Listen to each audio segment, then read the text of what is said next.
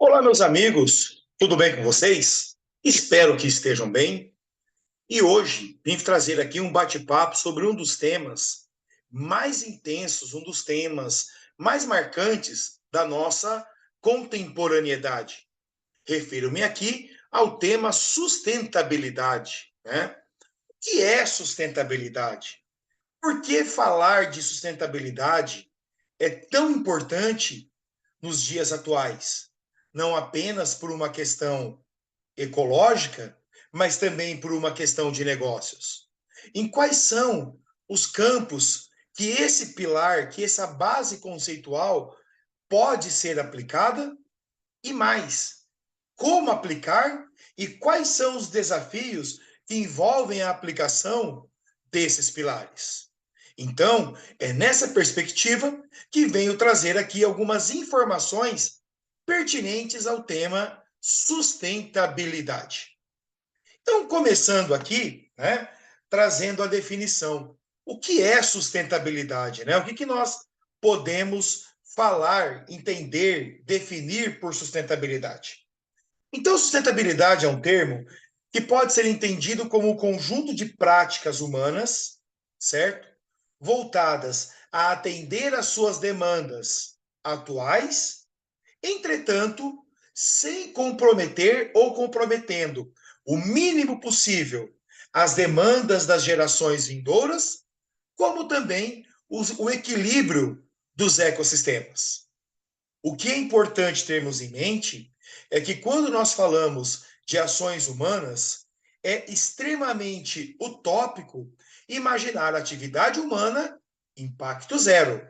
Por quê? Porque todas as ações humanas, em graus maiores ou menores, trazem consigo um certo grau, uma certa pegada ecológica, ou seja, algum marco, algum rastro de impacto ao meio ambiente.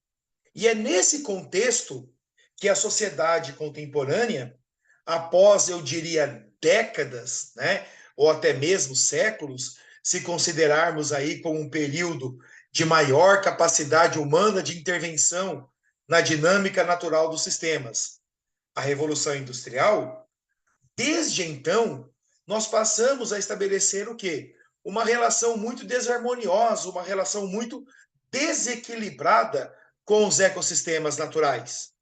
E por conta deste modelo de relacionamento, nós passamos a retirar do planeta, nós passamos a extrair do planeta mais elementos naturais do que o planeta tem por capacidade de autorregeneração.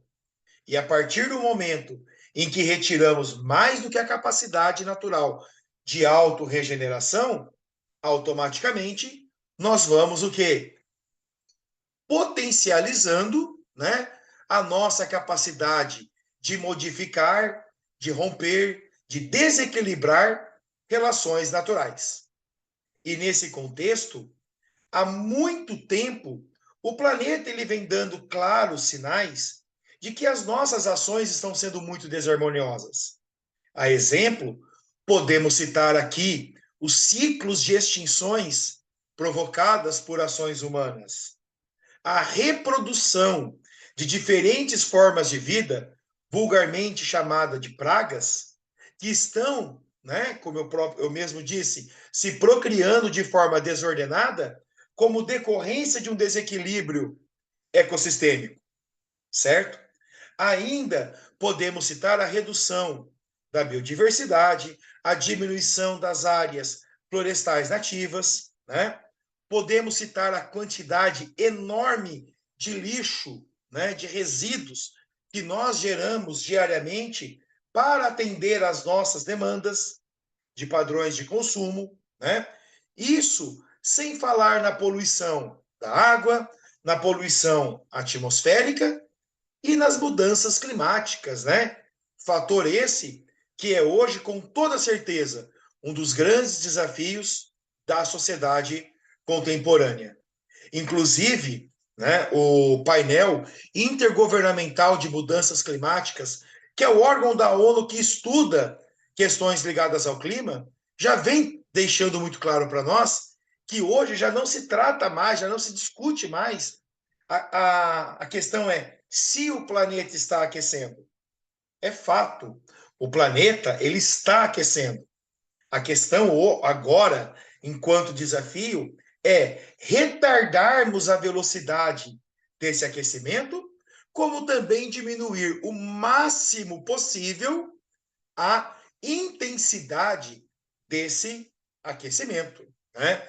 Face ao fato de que se o planeta aquecer mais de 2 graus Celsius em relação ao que nós tínhamos no período pré-revolução industrial, nós vamos entrar em uma dinâmica atmosférica totalmente diferente daquela que nós temos hoje. E isso vai causar inúmeros outros desarranjos, como, por exemplo, a potencialização de eventos atípicos, porém extremos, de secas, de chuvas, ondas de calor, ondas de frio e assim sucessivamente. Ante a essas colocações, vem a pergunta, né? O que nós podemos fazer no nosso cotidiano, né? O que fazer, seja enquanto indivíduo, né? Isolado, enquanto pessoa, e o que fazer como membro de uma sociedade maior, chamada humanidade, para enfrentar esses problemas. Na verdade, para problemas complexos, eu sempre gosto de dizer, não existem soluções simples. Entretanto, não podemos ficar de braços cruzados esperando que outros resolvam um problema que cabe também a nós uma parte da resolução. Se de um lado, chefes de Estado, governantes, lideranças de grandes setores produtivos devem investir cada vez mais em energias renováveis, práticas produtivas menos impactantes, gestão eficaz de rejeitos, combate ao desmatamento, combate à pesca excessiva, combate à poluição das águas e assim por diante. De outro lado, nós, enquanto indivíduos, temos também um papel muito importante. Até porque muitas das decisões políticas e das decisões e das ações econômicas vão refletir o quê? Ações que praticarmos em nosso cotidiano, seja em termos, né, de ritos no nosso ambiente particular, dentro do chamado, entre aspas, né, o eu pessoa, ao eu consumidor, né, ou ao eu profissional. Então eu vou citar aqui algumas práticas cotidianas que nós podemos, né, executar, que nós podemos promover para enfrentar essas questões. Então, por um exemplo, né, reutilizar água de máquina, por exemplo, depois quando você está lavando roupa, a máquina de lavar, aquela água que sai com sabão, o que você pode fazer? Usar para lavar quintal, garagem, área e assim por diante. A outra água, que é a do enxágue, que é a água que sai ali, o enxágue do amaciante, o que você pode fazer? Armazená-la em baldes, ou em um balde grande, enfim, num recipiente adequado e encher a máquina novamente para uma nova maquinada de roupa, certo? Um outro exemplo que nós podemos fazer, né, para contribuir para uma sociedade mais sustentável, o uso racional de energia elétrica, né? Dentro das nossas casas, desligar os equipamentos elétricos que não estiverem em uso, fazer uso racional de equipamentos de climatização, como, por exemplo, o ar-condicionado, ligar quando efetivamente for necessário e em temperatura apropriada, né? Também deixar portas e janelas fechadas nos ambientes em que os ares condicionados estiverem ligados. Também podemos, né, promover aí a coleta seletiva. Hoje, em praticamente todas as cidades, nós encontramos cooperativas, associações ou trabalhadores autônomos que obtêm a sua renda por meio desse nobríssimo e essencial trabalho de coleta seletiva, né? Que é um trabalho que, além do ganho social e econômico, temos ainda também o ganho ambiental, né? O que mais podemos fazer nos supermercados, por exemplo? Né? Primeiro, Utilizar sacolas retornáveis, né? Sacolas reutilizáveis. Assim diminui a demanda por sacola plástica. Utilizar caixa de papelão na hora de acondicionar e transportar a compra, né? E isso não se resume, né? No supermercado não se resume a isso. Podemos fazer muitas coisas mais.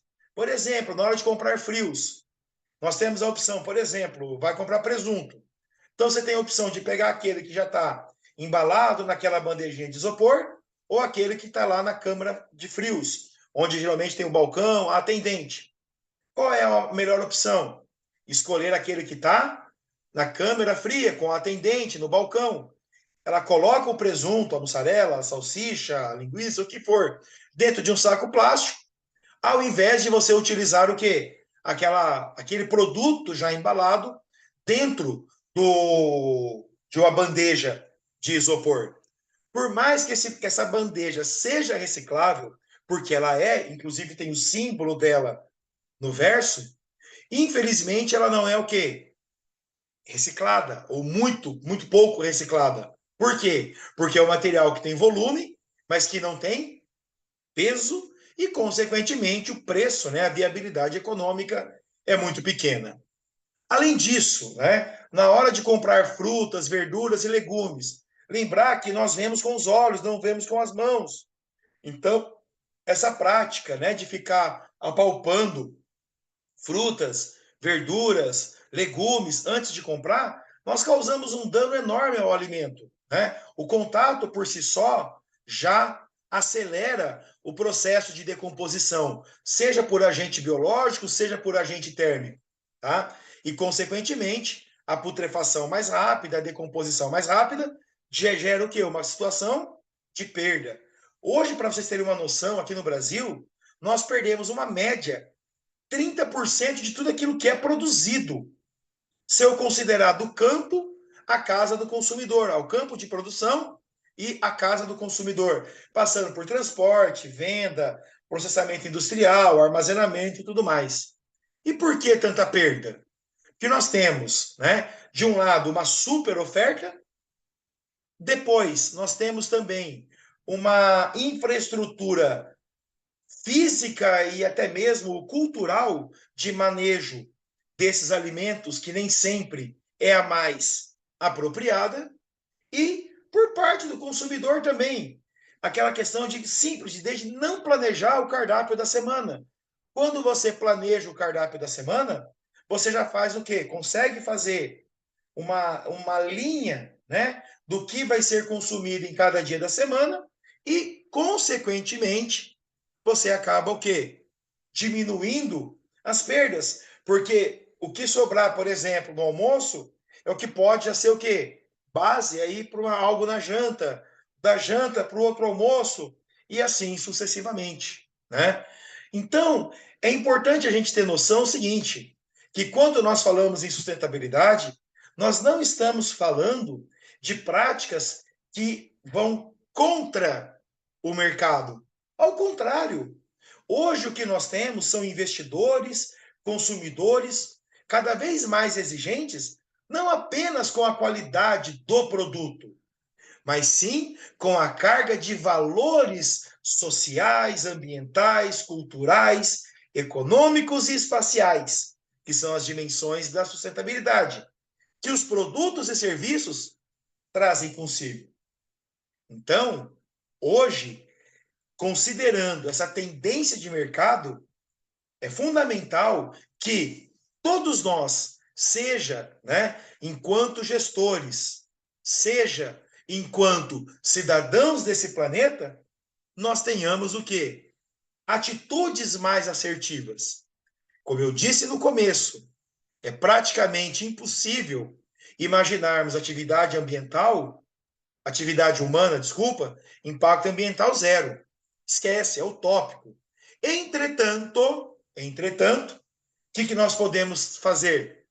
Nossa parte, tanto aquilo que está ao nosso alcance direto, como também a reivindicação para que setores produtivos e setores políticos governamentais passem a agir também nessa vertente. O caminho é fácil? Não. É rápido? Tampouco. Entretanto, ele é necessário, seja por questões de sobrevivência da nossa espécie, enquanto agentes biológicos, e também por agentes sociais, porque nós só vamos conseguir superar os desafios que envolvem a plena implementação desses pilares da sustentabilidade se resgatarmos primeiramente aquelas pessoas que, por razões N, estão segregadas, preteridas, marginalizadas e que não conseguem muitas vezes, quiçá, suprir a própria alimentação. Então, sustentabilidade, solidariedade, atitude, coletividade são termos que vão se relacionando e se complementando para a construção aí de um chamado mundo melhor. Na verdade, eu diria sociedade melhor, porque o mundo ele já é perfeito. Então, ante a isso que nós falamos, espero aí que tenham gostado. É uma discussão extremamente longa, né, exaustiva, e que não chegamos, né, a resultados e a definições simples, mas pelo menos ficam aí as primeiras inquietações e provocações. Um beijo e até uma próxima.